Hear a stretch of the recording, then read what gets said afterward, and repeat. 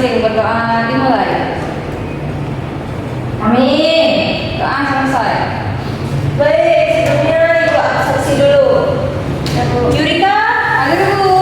Nur Afifatul, Hadir Bu. Sunia Aisyah, Hadir Bu. Mahira, hadir Bu. Gabriela, Hadir Bu. Wahyu Sri ada nggak? Nggak ada, Bu. Mana dia? Sakit Bu. Apa dia? Asam lambung Bu. Iya, Gara-gara berarti nggak makan. kita sepakatin diizinin atau apa di sini? Izin Pak Bu. Iya. Kawan kami Bu. Baik. Satu lagi, siapa lagi? Ayo. Ayo, kemana dia? Ayo kita pergi pon Bu. Oh, Pon, di mana Ponnya? Di Aceh. Di Jogja. Aceh Bu. Aceh Medan. Oh, keren, dia atlet apa dia? Atlet pencak. Oh, bagus, bagus, bagus. Baik, ini enggak materi yang akan kita pelajari hari ini apa? Bu. Kemarin Ibu bilang mau pencak kan Bu? Ya, betul sekali. Nah, sebelum kita mulai materinya, kita bakar semangat kita dahulu. Kita tepuk semangat. Oke, ya? Ayo, Ibu mulai. Tepuk semangat.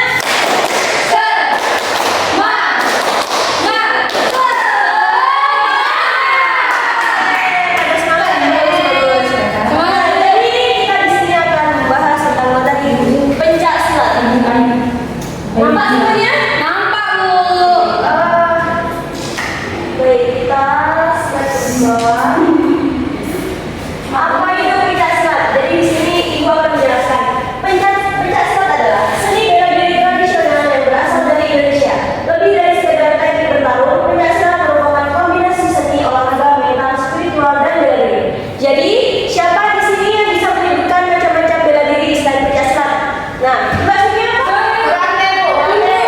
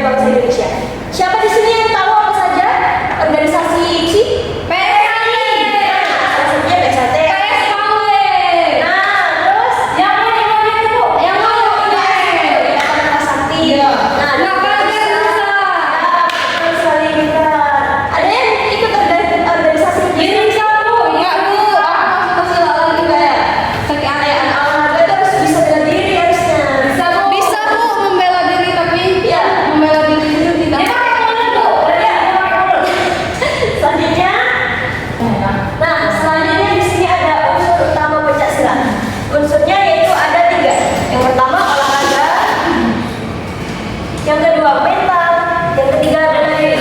Jadi di sini bela diri itu termasuk ke dalam olahraga, melatih yang memiliki manfaat. Manfaatnya itu melatih ketahanan fisik, kelincahan, dan kekuatan. Pencak silat sebagai olahraga juga menjunjung tinggi sportivitas. Jadi pencak silat ini dipertandingkan ya di Indonesia. Jadi olahraga yang bisa seperti yang tadi kan sampai kekuatan. Nah itu juga termasuk menjunjung tinggi sportivitas. Nah selanjutnya mental. Tadi kan sudah disebutkan kan kalau kita tidak memiliki mental pasti kita akan mengalami kegagalan, kecemasan, stres dan anxiety juga kan. Ya betul. Mental itu membangun disiplin, kepercayaan diri, dan ketenangan. Seorang pesilat harus memiliki mental yang kuat untuk menghadapi setiap tantangan. Jadi kalau kita di gelanggang atau di pertandingan itu kita kelihatan mental kan, itu bisa menjadi titik kelemahan kita yang bisa membuat lawan kita semakin semangat untuk melawan kita. Nah selanjutnya bela diri, efektif dalam melindungi dari ancaman seperti dari orang-orang jahat yang ingin jahat kepada kita bisa bela diri. Salah satunya pencak silat tadi. Teknik-teknik pencak silat dirancang untuk melumpuhkan lawan dengan cepat dan efisien. Coba apa saja contoh teknik-teknik yang bisa melumpuhkan lawan? Itu Bu, tendangan. Nah, tendangan. Guntingan. Terus? Nah, apalagi yang paling penting yang paling mudah untuk dipelajari? Tinju. Ini Bu, Tinju itu bahasanya apa? pukul. Nah, betul. Jadi di sini kita akan mempelajari tentang pukulan dalam pencak silat. Nah, yang pertama, teknik pukulan dalam pencak silat yaitu pukulan depan. Penjelasannya, pukulan lurus ke depan dengan satu tangan. Pukulan ini merupakan teknik dasar yang wajib dikuasai oleh setiap pesilat. Jadi, apa tadi? Pukulan depan ya? Pukulan Ya, depan ini adalah salah satu pukulan yang paling mudah dan efektif untuk melumpuhkan lawan. Sasarannya yaitu dada, ulu hati, atau wajah lawan. Pukulan depan yang tepat sasaran dapat melumpuhkan lawan dengan cepat. Cara melakukannya, ibu boleh minta salah satu dong? Mahir Bu. Mahir sini. Mahir kan Bu. Sini. Ibu. Mahir kan karate loh. Iya, karena kalian harus bisa lah ikut salah satu organisasinya. Iya Bu. Mahir boleh posisi kuda-kuda. Iya. Nah, betul. Terus mengepal tangan di samping badan, ya. Dorong ke depan dengan kekuatan penuh. Perhatikan keseimbangan tubuh agar pukulan efektif. Tahu? Ikuti apa dari ibu ya. Kalau ibu bilang 1, nanti kamu udah gantian. Iya. 1, 2, 3. Dah, terima kasih. Nah, sudah tahu kan? Iya Bu. Sudah tahu kan caranya? Iya. Jadi betul ini tadi Mahir cara melakukannya. Pukulan depan adalah salah satu teknik dasar dalam pencak silat yang sangat efektif jika dilakukan dengan benar. Jika tidak benar, kira-kira bisa nggak? Bisa nggak melumpuhkan lawan kalau kita tidak benar? Pasti jangan. Ya, pasti lawan itu tidak akan lumpuh ya kan? Ya Bu. Variasi pukulan depan dengan perubahan posisi kaki dapat meningkatkan efektivitas serangan. Tahu nggak? Kan kalau Mahir tadi kan gerakan kakinya cuma dimudah-mudah ditenangkan. Nah, gerakan yang lebih efektifnya lagi, serangannya itu kakinya bisa dengan satu di depan atau satu di belakang. Nah, jadi pukulannya bisa begini, tidak hanya mudah-mudah, tapi bisa begini juga kan? Ibu ada pasti ada Bu. Kebetulan iya. Kelihatan ya? Bu, dia boleh bertendang. Ibu saya. Ya, bisa juga sama ya kakinya nih. Ya Bu. Nah, selanjutnya ya kedua. Pukulan yang kedua yaitu pukulan samping. Nah, teknik pukulan samping ini diawali dengan punggung tangan. Semua pukulan itu emang menggunakan punggung tangan. Pukulan ini membutuhkan kelincahan dan koordinasi yang baik. Sasarannya itu kepala atau rusuk lawan. Pukulan samping dapat menyebabkan cedera serius jika dilakukan dengan kekuatan penuh. Jadi pukulan samping ini emang pukulannya lebih dapat melumpuhkan lawan daripada pukulan depan tadi ya. Cara melakukannya, putar badan, ayunkan tangan dari samping dengan tenaga yang terpusat. Perhatikan keseimbangan agar tidak mudah terjatuh. Tahu nggak bagaimana caranya?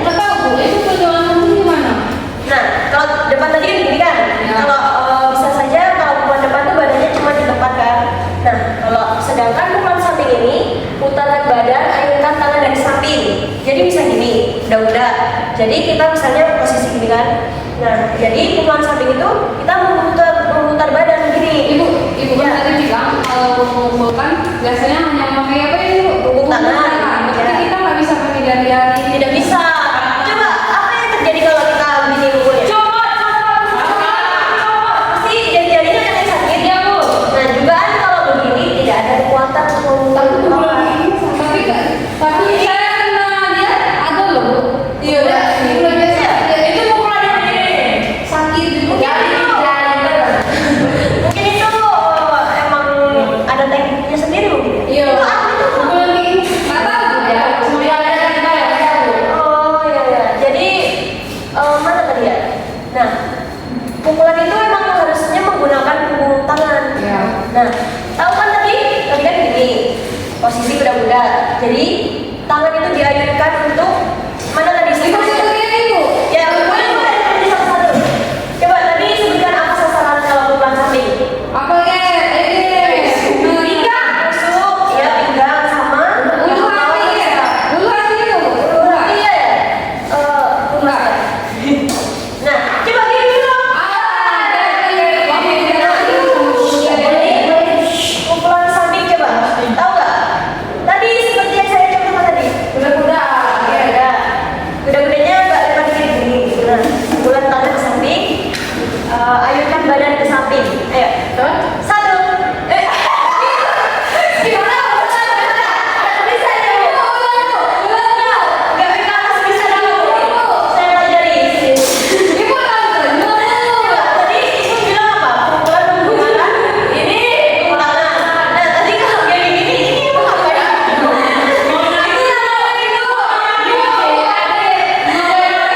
Itu beda lagi, itu materinya singkutan mungkin ya.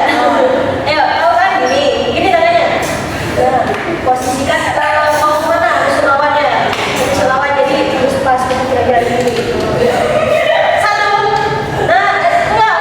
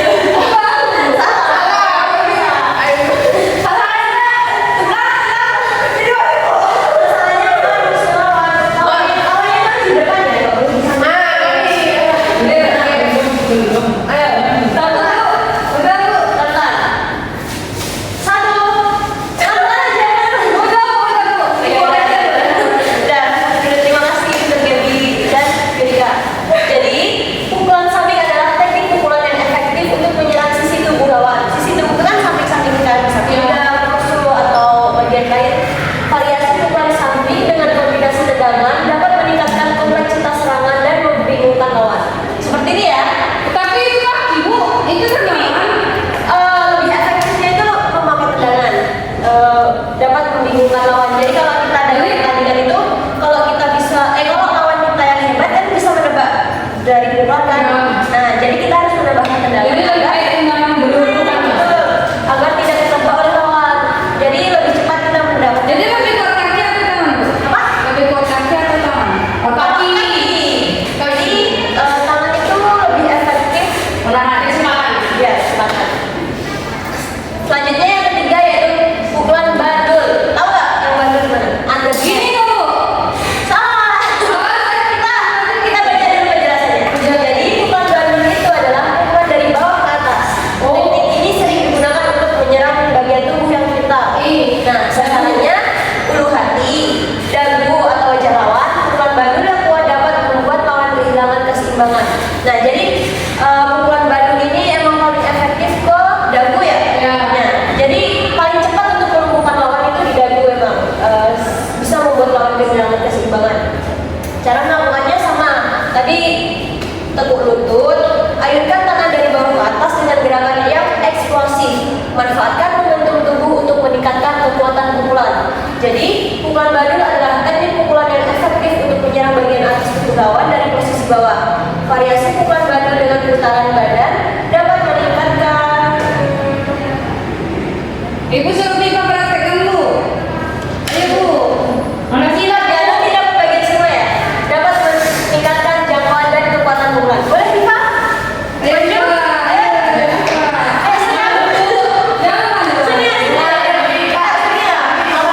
Pukulan bandul. Nah,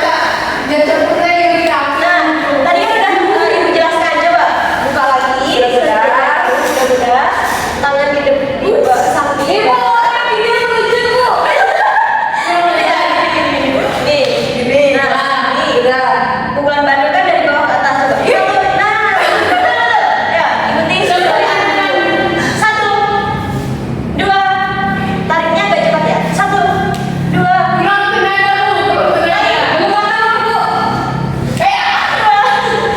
Tiga. Ah, betul. Terima kasih semuanya ada. Dari semua yang lanjut ini tadi, Ibu akan memberikan nilai plus.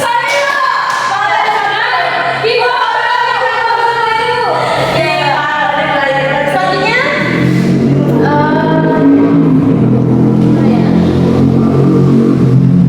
kesimpulan dan pesan. Ada berapa ya? Pencak silat adalah warisan budaya Indonesia yang berharga. Sebagai generasi penerus, kita memiliki tanggung jawab untuk melestarikan dan mengembangkan pencak silat agar tetap relevan di era modern. Mari kita lestarikan dan kembangkan pencak silat sebagai bagian dari identitas bangsa. Dengan berlatih pencak silat, kita tidak hanya meningkatkan kesehatan fisik dan mental, tapi juga turut serta dalam menjaga warisan budaya Indonesia. Nah, baik teman-teman semua, di sini saya akan menampilkan salah satu video macam-macam pukulan. Tadi kan di sini kita mau mempelajari 3 pukulan kan. Yang pertama apa saja? Pukulan depan, Pukulan samping, bandul. Nah, lebih efektif lagi kita melihat videonya. Silahkan semuanya lihat ke depan, tolong. Kita coba mulai dari pertama. Pukulan depan seperti ini. Ya, pukulan bumbu seperti itu. Terus pukulan tegak. Harus Lalu tuntas. pukulan bandul Nah, coba pas dulu. Jadi seperti itu. ini Lalu materi pukulan kita yang terakhir tadi kan pukulan bandul. Jadi pukulan bandul seperti ini ya teman-teman. Kita dari bawah ke atas. Nah, selanjutnya, berikan. nah kita mempelajari 3 saja. Jadi yang dibuat memukul adalah 2 alat. Mungkin itu saja yang ingin saya bagikan di video ini, yaitu mengenai 5 pukulan pencas. Nah, di sini ada 5. Kita hanya mempelajari 3 dari kita. Jadi ada yang mau ditanyakan? Saya Bu. Ya, coba. Videonya. Itu dengan mudah-mudah. Kita coba mulai dari pertama. Pukulan depan seperti ini. Ya, pukulan bumbu seperti ini. Pukulan apa? Itu bandul kan Bu? Itu pukulan bandul. Tidak perlu mempelajari ya Bu. Enggak, kita hanya mempelajari 3 saja. Tuh, terus pukulan tegak. Itu Bu. Enggak ada pukulan samping. Udah nggak ada. Oke Bu, terima kasih Bu. Nanya. Nanya tadi Bu. Jadi dari video ini ada yang mau ditanyakan? Bu. Ya boleh. Itu pukulannya memang kita pelajari ya Bu kan? Iya, kita Lalu pukulan bandul, Ya, yang ini sudah. pukulan tegak. Ayo kita Lalu pukulan dari Oke Bu. Jadi ada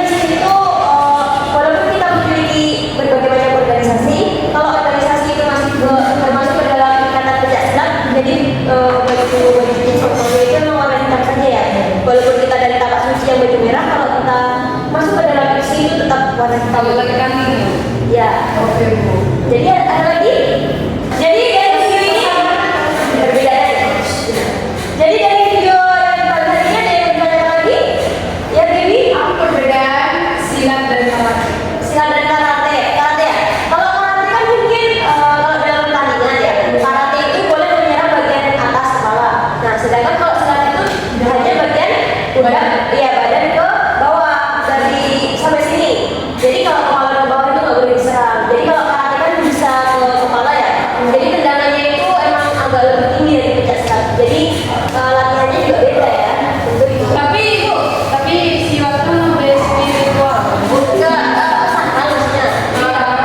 Lebih gimana ya kalau dalam silat sama karate? Kalau silat itu latihan malam ya sih. Oh, Kita alam kalau silat. Kalau silat itu bisa sih ya, yang latihan malam itu organisasinya sebenarnya. Bukan silatnya. Spiritual itu bu yang ada yang hitam bu. Apa? Katanya yang hitam pak.